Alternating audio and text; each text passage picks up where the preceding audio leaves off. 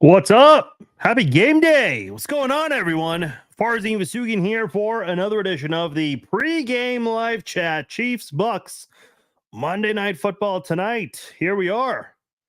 All right. It is raining, but that is not stopping the Arrowhead faithful from getting there early, tailgating, all of that good stuff tonight. That's why you got to appreciate Chiefs fans and their dedication. Rain, snow, sleet, hail, sunny, cloudy, whatever it is. Chiefs fans always show up. Always. What's up? What's going on? How are you guys feeling about today's game? Looking at Instagram. Okay, Instagram already has far more viewers than StreamYard.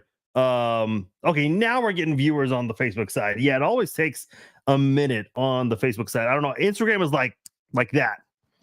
Just like that. Your fave white boy 0_. That is quite the username. See, I'm not used to reading usernames because on Facebook and most of YouTube comments, it's everyone's name. So yeah, we're gonna end up reading usernames like that sometimes. What's my score prediction? I'm going 37-13. I know the Chiefs don't ever cover, but I'm feeling pretty good about this one here. I think this would have been a much closer game, and I don't think the line would be this far apart if the Bucs had Chris Godwin and Mike Evans. I'm a huge fan of Mike Evans. Always been a big fan of Mike Evans. He's been playing at a high level for a very long time. And for them to lose both of those guys the same game, their best pass catcher is Cade Otton. How many people can tell you who Cade Otton is, or at least was before the last 2 weeks? This guy's gotten heavily involved with the Bucs pass game.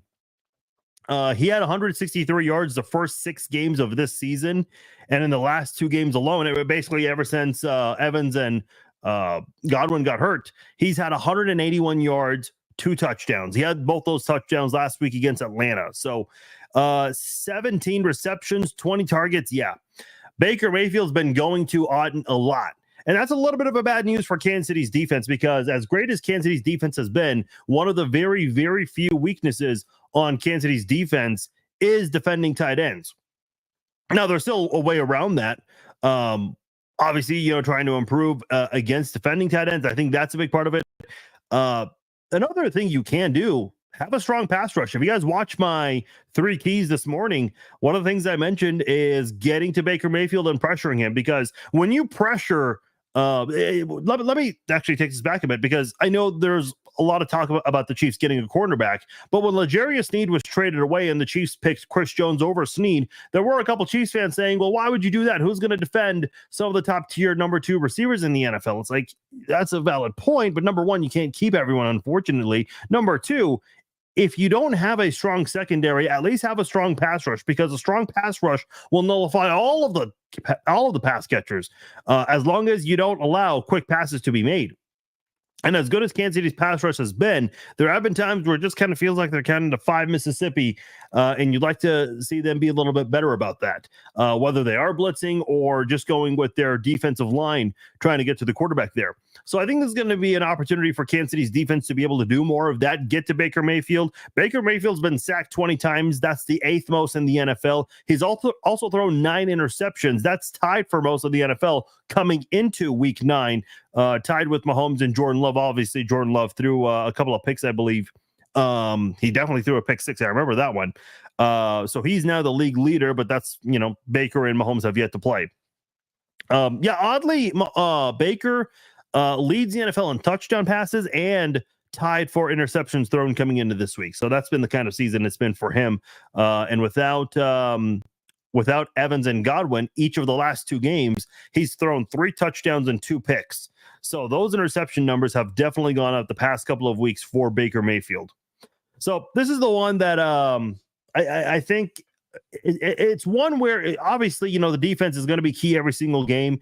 During this 14-game winning streak, a lot of people say that the Chiefs defense is carrying Mahomes. I don't agree with carrying Mahomes, but I do agree they're right now the main reason as to why the Chiefs are winning 13 in a row, about to be 14.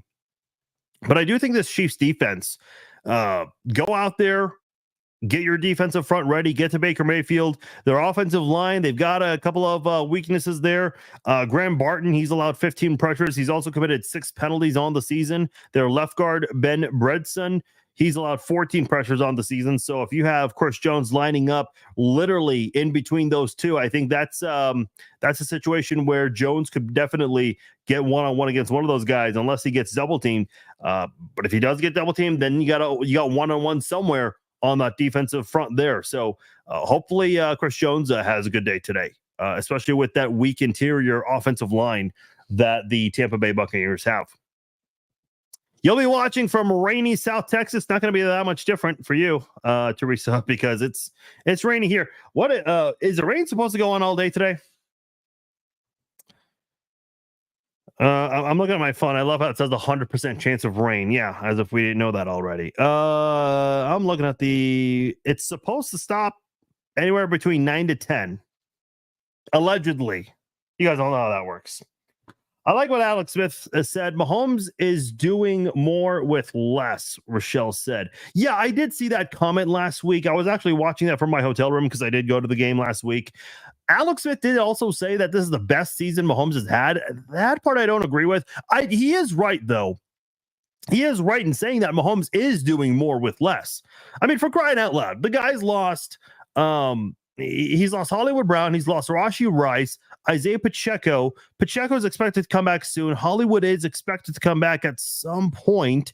Not 100% certain, but that's the word on the street, I guess. But look around look at Baker Mayfield. He lost Mike Evans and Chris Godwin, and he's struggling immensely. Joe Burrow, when he doesn't have T. Higgins, doesn't do very well. Okay, yesterday he did. Well, that's the Raiders. Anyone can do well against the Raiders. And by the way, the Bengals haven't beaten anyone. Who have they beaten? Have they beaten a team that has more than 2 or 3 wins this season? I don't think they have. So when you consider the fact that there are a lot of quarterbacks out there that are struggling when they deal with injuries, look at Patrick Mahomes. Yeah, sure, his numbers aren't the best, but he's still doing some things on the field that you might not see with the touchdown. If you just look at the box score, okay, yeah, Patrick Mahomes is having a terrible season. But if you actually watch the games, if you actually use your eyes and look at the game, the eye test, in other words, there are some things that Mahomes is doing that don't show up on the stat sheet. Justin, you're headed to the game. All right, enjoy it. Wear a poncho and cheer loud. Is Juju back yet? He is not. He is not going to be playing in today's game. Oh, look at you bragging, Robert. 102 degrees in Central Australia. Chiefs passing game coordinator. Who is the Chiefs? I'm assuming you meant their offensive coordinator, Nagy, because I don't think the Chiefs have a pass game coordinator. Commented on Xavier Worthy and his development. He sees some similarities between his development and the development of Rice. I think Worthy has done a really good job of his route running. It's just him and Mahomes. I think the fact that Worthy's a rookie could be part of it, but they have missed on a couple of opportunities deep down the field to connect. We saw that a couple of times with Mahomes and Tyreek Hill. So if Mahomes can get that down with Worthy, yeah, Worthy's numbers are going to definitely start to go up for sure. So hopefully they can get that connection down, because if they can, and again, when you're throwing deep down the field, 30, 40, 50 yards, the accuracy is not always going to be perfect when you do it 10 times. But I think more times than not, if you practice enough, play together several times, get those reps in, you'll eventually get that figured out. So I'm hoping the Chiefs can do that.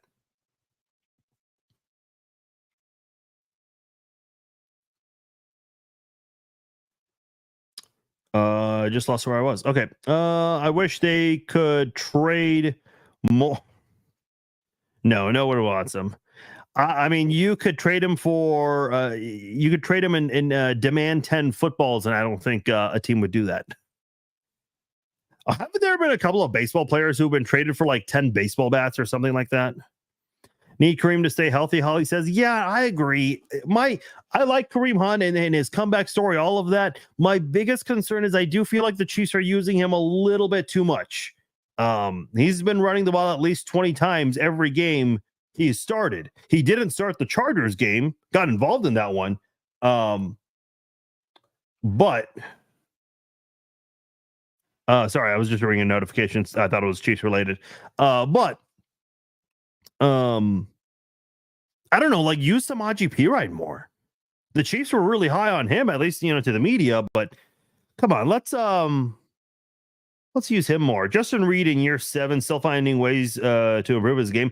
I think Justin Reed is really underrated. I know he's struggled a couple of times this year against tight ends, and specifically George Kittle. He allowed one big catch against Kyle Pitts. But outside of that, not a whole lot. Listen, I like Justin Reed. He may not be as flashy of a safety compared to Tyrann Mathieu or Eric Berry, the safeties before him. So I don't know. Robert's asking, with Fortson and Wiley out, yeah, the Wiley one's really unfortunate, but both really are unfortunate.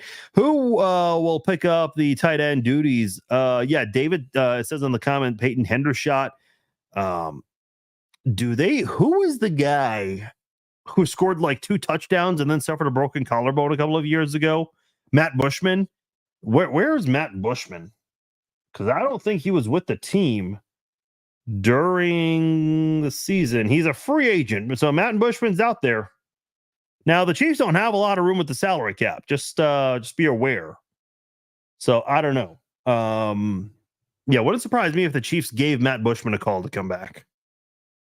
But we'll see. Okay, let me take a break from StreamYard and read the Instagram comments here. Hazel Locke says major Bucs beat down 30-12 Chiefs. Oh, I thought you were going to say the Bucs were going to beat down the Chiefs. Okay. D-Hop is going to have a great debut. I hope so. Weather permitting, we'll see what happens there.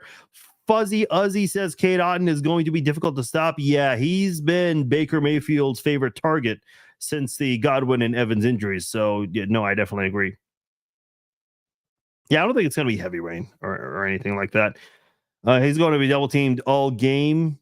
Who is? Otton? Probably. Okay, a couple of comments about Justin Ross getting... Hold on, I've not seen anything about this. No offense, but sometimes you guys comment with things that are not really true. Okay, they did elevate him. My bad. I must have missed that. Here's my thing with Justin Ross. Like, I'm glad Justin Ross is on the team, because when the Chiefs cut Ross after the preseason, my immediate reaction was he's getting picked up by another team, 100%. And no one picked him up. And he came back to the practice squad. He was on Kansas City's practice squad, but nobody picked him up. Like, he's been available for other teams to pick up, and no one's picking him up. And I'm saying this because we get all this hype about Justin Ross and how, he should have been a first-round pick if he wasn't injured, and that he's got the talent and the ability and could be a dangerous wide receiver in the NFL. We're not seeing that. Especially with all the wide receiver injuries you have right now. I mean, I would absolutely go with D-Hop over Ross. Now that they're both on the main roster, great. But let's see it. Because I think the Chiefs have been very patient with this guy for a long time. Diego Tasia says, how do you compare how Hunt's been played compared to when he used to play for the Chiefs? Yeah, when he played for the Chiefs before he was cut, they were using him a lot in the passing game. Obviously, he was younger. It just felt like he was breaking more tackles. He kind of reminded me of Isaiah Pacheco, where he does have that toughness and welcomes the contact. Pacheco kind of invites that in a very violent way, where he'll just go boom, like a collision. Whereas Kareem Hunt was really good at stiff arming defenders, and still does today. Maybe not as well as he might have done when he was younger. And listen, I think, give Kareem Hunt time. I just hope they don't burn out Kareem Hunt in the next, 4 or 5 weeks. Let Kareem Hunt do what he can. Let Samaje Perine get involved. I know they really like Carson Steele. I know he's had a couple of fumbles, but they've still, they've liked what they've seen from him, and they want to keep him around. But keep Kareem Hunt healthy, because when Pacheco comes back, you're not going to have to feed Hunt the ball 20 times. You can split them, 10 to 15 each. And I don't know who's stopping that duo. That might be the best rushing duo this team's had since Jamal Charles and Thomas Jones. And that was an awesome duo back in 2010. Remember that duo? Paque Frida says, cheers from Brazil. Shout outs to Brazil. Appreciate all you guys. We've got Australia, we got Brazil, we got the UK. People repping from all over. I love it. Teresa says, what about Nico Remigio? Is he young, so they want him to develop? Yeah, it's always interesting because last week they promoted, who was it? Montreal Washington, and that was a surprise to a lot of people, but that's more for special teams purposes. Now they didn't end up using him much. But I do think, Remigio is a guy who had a good preseason. I guess, in terms of giving him a spot on the main roster, they just don't feel like he's ready for that yet. He's been on this team for a couple of years now and been on the practice squad and whatnot. I know the Chiefs like him. They really do. They just don't feel like he's ready for that jump from the practice squad to the main roster yet. Andy confirms Joshua Uche could play Monday night. Can't wait to see him in action in an already elite defense. Yeah. And here's my thing.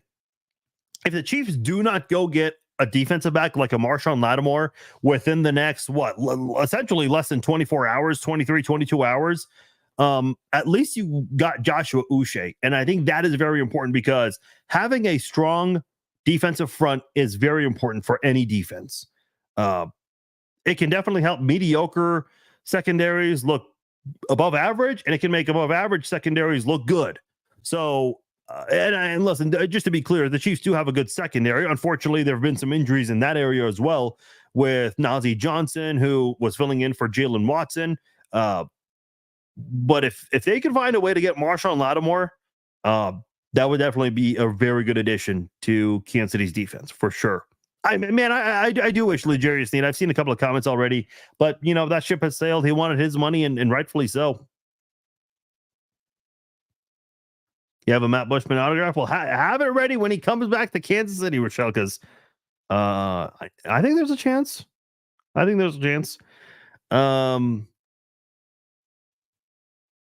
is your guys' score prediction? I said 37-13.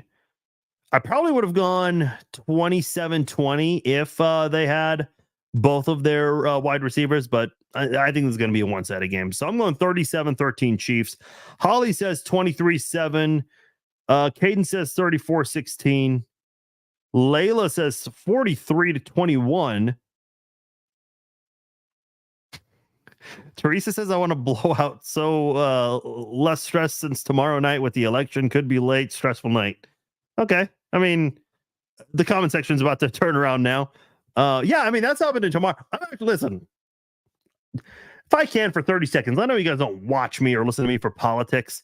I know political tensions are very high right now, but regardless who the Chiefs visit for their three-peat, the United States will be fine. And I understand some of you guys listening are not Americans. We already acknowledge some people outside of the U.S., but for all my fellow Americans, look, Trump was in office for 4 years. Was it perfect? No. Biden was in office for 4 years. Was it perfect? No. But the United States of America, man, and take it from someone who became a U.S. citizen, it is a damn better place than a lot of other spots right now. It really is. I'd rather be here than where I was born, 1,000%, and several other places for that matter. So, just relax. We'll be fine. I promise you. Elaine says 26-20. Jeff says 31-17. Good guys. Lewis says 27-20. Isaac is going with 35-14. Michelle says could be a trap game. 24-20. Ruby from Canton, Ohio, where the Pro Football Hall of Fame is, 27-14. Yeah, that's on my bucket list. Go to Canton. Definitely would love to visit the Hall of Fame. Let me look on Instagram. LDog22 says, do you think the Chiefs will pull the trigger on Marshawn Lattimore? I do think so. his contract is not, the worst. So if they can pull off a deal very similar to the Hopkins situation, where they have the two teams splitting the remainder of his salary for the season, it's very, very doable. Very doable. The Chiefs might need to send a favorable draft pick, and keep in mind they have 2 third-round picks, so I think that's doable for sure. The chef girl RD, I think is how you say your name. Have you heard anything about Tyreek Hill? Okay, let me address this, because I don't know if you guys saw this. Brovada, which, I think that's one of the betting websites a lot of people were using before DraftKings and FanDuel, BetMGM all became available a couple of years ago. Brovada, a sports betting website, they have put the Chiefs as the betting favorite to get Tyreek Hill, and that has sent social media into a frenzy.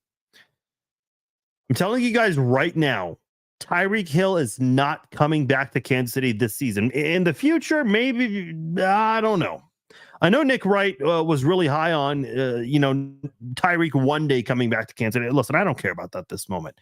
But this season, that's not happening. Tyreek Hill just signed a new deal with the Dolphins. I don't know how the Chiefs are going to afford that. Unless Tyreek is willing to give a bunch of money back to the Dolphins and is willing to play for very cheap, which I know he's not going to do. I've gone over this before. I think we all know Tyreek Hill's personal life. He's got a lot of kids with a lot of baby mamas. So, listen, I can't imagine what that can be like. So he probably needs that money. Like, he can just call himself a Super Bowl champion, make all that money down in South Beach, because he needs that money. And listen, rightfully so. He's in a position where he really, really needs that. But man, it's just, I don't know how the Chiefs, how could the Chiefs realistically get Tyreek Hill? I don't know how the hell they're going to pull that off. I don't know. Yeah, Hill's too much money. I just don't see that. You've lived there your whole life, never been to the Hall of Fame. Oh man, I feel like anyone that's a big fan of football would have to check it out. I'd love to attend a Chiefs Hall of Fame game there. The last time the Chiefs played there was in 2003 against the Packers. And I think that game ended up getting postponed and canceled in the third quarter. Do I remember that right? I think that's the last time the Chiefs had 5 preseason games. Obviously, never again, because they have one less preseason game. Yeah, so Justin Ross is wearing 82. We that's a good number when it comes to Chiefs wide receivers, right? Dante Hall, Dwayne Bowe. I mean, that's a good number. Oh man, you guys in the comments are killing me. Yeah, I do agree, Lewis. And listen, I think Mahomes, part of the problem is I think he's also missing some wide open guys more this year than he ever has. I think his confidence seems to kind of go up and down this season as well. I'll give you an example. And if you guys subscribe to the All 22 from NFL Plus, you'll be able to see it. If you attend games, you can see it, because sometimes when you're watching games on TV, you don't get to see the entire length of the field. I remember on the first drive of the game, which, still the Chiefs got a touchdown in that, Mahomes did have Mecole Hardman wide open in the end zone. In the very same spot, Mecole Hardman caught the game-winning touchdown in the Super Bowl. But Mahomes missed him. Like, he was looking somewhere towards the middle of the field, and by the time he turned and looked to his right, it was too late. He ended up connecting with somebody else. I can't remember who it was. But it ended up being a much shorter gain than what could have been a touchdown. I just think, see, Raymond asked, do you think Mahomes is just overthinking things? This has been my biggest criticism of Patrick Mahomes. He's a phenomenal quarterback. Like, you can't watch football and think otherwise. I mean, the guy's done insane shit that no one's ever done in his first, 6, 7, 8 seasons in the NFL. But I do think the problem with Patrick Mahomes is, because of his talent, and I think because Nagy said this before, he puts a lot of pressure on himself. Patrick Mahomes, in my opinion, he feels like every play has to be an A+ play. It's like, listen, sometimes things are just not going to be there for you. So it's okay to take an L on a play and just move on to the next play. Listen, you run anywhere from 40, 50, 60, 70 plays in a game. Not every single one of those plays are going to be good. You'll have a couple of plays that go for negative yardage, hopefully not too many. But realistically, when you run that many plays in a single game, you'll have a couple plays that go for negative yardage or no gain or short yardage. Then you'll have some plays that go for 10, 15, 20 yards. I think sometimes with Mahomes, and Chase has a good point here. He and Worthy are not synced up yet. Yeah, and we were talking about that near the beginning of the live stream where I think if Mahomes gets that experience with Worthy more reps, more games together, I think they'll get that connection down eventually. I will say this. As much as I love the DeAndre Hopkins edition, as much as I love the Joshua Uche edition and possibly Marshawn Lattimore, and I'm going to sound crazy, and maybe a lot of you guys will disagree with me, I would gladly trade all of that up for two good offensive tackles. Mahomes has an A-plus interior offensive line. If he has two strong tackles, which have been an issue in Kansas City for the past 3 years, and I'm including this season as well, dude, Mahomes is going to be like one of the better quarterbacks again. I think the offensive tackle play has certainly been an issue for the Chiefs. And I do think that, listen, I've said this in the past. If Mahomes has a great offensive line, it doesn't matter if Tyreek Hill moves on and Travis Kelce moves on. Obviously, Tyreek Hill's moved on since then. Hasn't been pretty, but you've still been winning Super Bowls without him every single year since he's left. First 2 years without him, you won the Super Bowl both seasons, and so far this year without him, in your third year without Tyreek Hill, you're 7-0. So far so good. But I just think that if he had two good offensive tackles, I think we have a much different narrative with Patrick Mahomes this season. I think he could win with anyone to throw to. That is, just got to have a good offensive line. And that's why I think Trey Smith, to me, would be a much bigger priority over Nick Bolton. I know a lot of you guys are Mizzou guys, and I get that. So a lot of you guys probably have that emotional attachment to Nick Bolton, but you got to protect your franchise QB. You've got to protect your franchise QB. Yeah, I get that, Joshua, but is that the idea? I mean, listen, the Chiefs, they did not have a good set of wide receivers last year, but you still have to improve on that. And I get what you're saying too, Joshua. If you can win the Super Bowl last year with two bad offensive tackles and leading the league in drops by a wide margin, what can you do when your wide receivers do improve? Which I even with the injuries, the drops are nowhere close to where it was last year. Not even close. You still have them. Every team has them, but it doesn't even compare. But man, if you just have the protection, I think Mahomes can go out there and throw it to anyone, because a lot of people love to discredit Mahomes and Kelce and say, oh, well, the reason they're doing so good is because of Andy Reid. I mean, listen, I think it's a combination of all of the above. But if you want to go on that whole thing about Andy Reid and how he can get anyone open, okay, yeah, sure. I think he can go out there and throw the ball a lot more to McCole Hardman if he has the protection, because McCole Hardman, with his speed, that guy can create separation from anyone, really. So I just wish that Kansas City did have two good offensive tackles. Unfortunately, right now, who do you have to go after? If you can't find an offensive tackle, yeah, sure, go after Hopkins, Uche, and possibly Lattimore. There was a question earlier. I kind of missed it. Is the Marshawn? I missed the question. It's already scrolled because you guys keep commenting, which I appreciate, by the way. Someone was asking if that's a realistic possibility. I can confirm right now the Chiefs have been in serious talks with the Saints about it. Obviously, you guys have heard the news with the Saints firing Dennis Allen. Obviously, a team that's looking to probably sell and get some draft picks to rebuild in the offseason. But I will say this.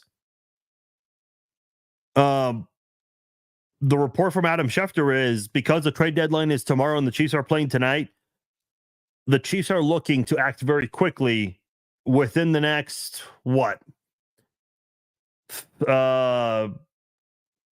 15 to 20 hours to try to get Marshawn Lattimore. Corey says, at what cost? Possibly a first-round pick. I'm sorry, a third-round pick. Because there are two of them. One of them from the L'Jarius Sneed trade. Sorry, I'm reading and talking at the same time. So if you want to use one of those picks that you got from the L'Jarius Sneed trade, you can probably use that to get Marshawn Lattimore to Kansas City.